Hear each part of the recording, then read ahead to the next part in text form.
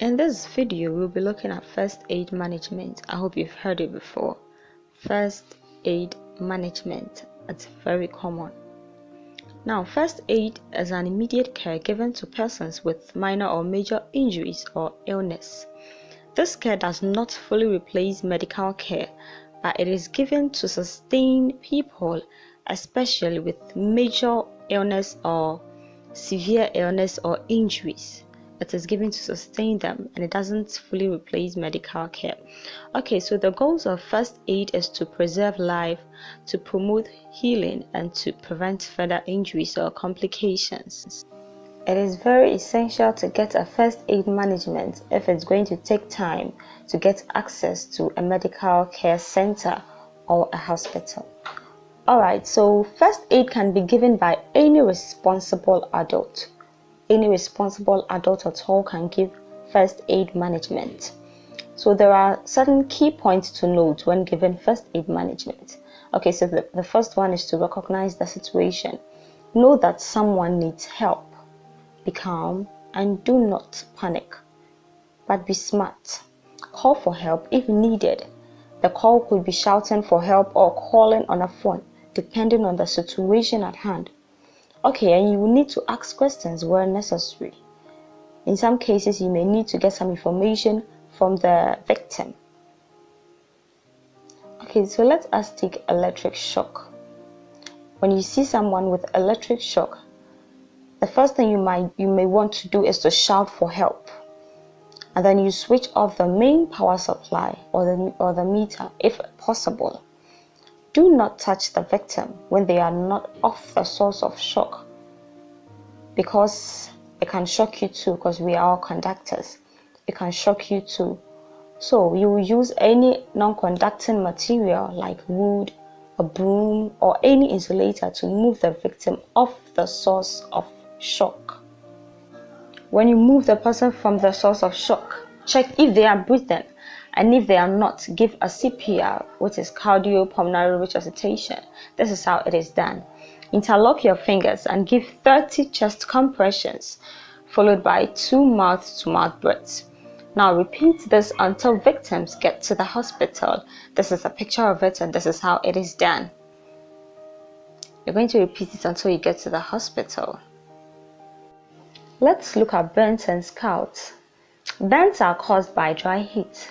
Example, fire, hot pot, iron, and scalds are caused by wet heat, which is hot water or oil or any heated liquid substance. These are the management. Cool with a cool or lukewarm running water for 20 minutes. Never use ice and don't overcool to prevent hypothermic shock. Now keep the person warm with a blanket or layers of clothes, but it shouldn't get direct contact with the affected part. And then seek for medical care, especially with severe burns or scalds. Now, choking. When someone is choking, don't ask them any questions. They don't have to talk. Stand behind the victim. Put your hands around their waist and bend them forward, as how you see in the picture. This is how you bend them forward behind them.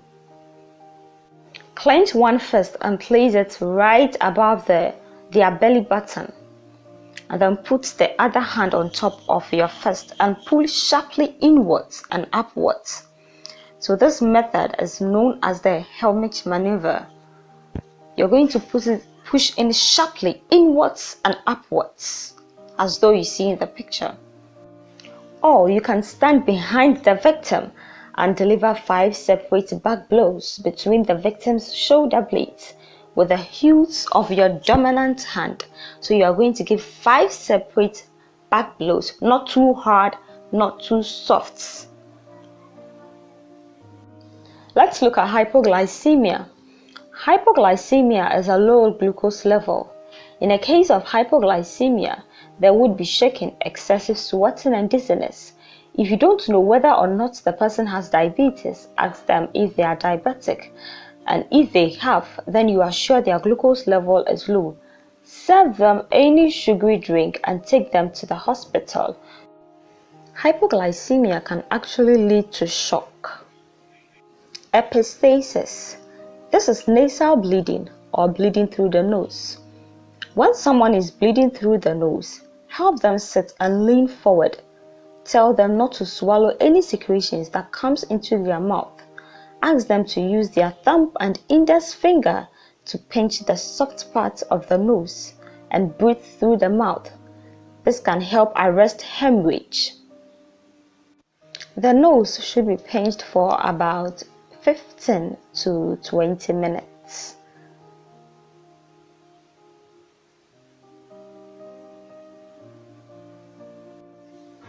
If after 15 to 20 minutes the bleeding doesn't stop, put an ice pack on the bridge of the nose and seek for medical care. The ice pack shouldn't have direct contact with the skin. You can cover it with a handkerchief or any light material so that it doesn't have direct contact with the skin. We would look at other first aid management in another video. Thanks for watching. Please subscribe for more.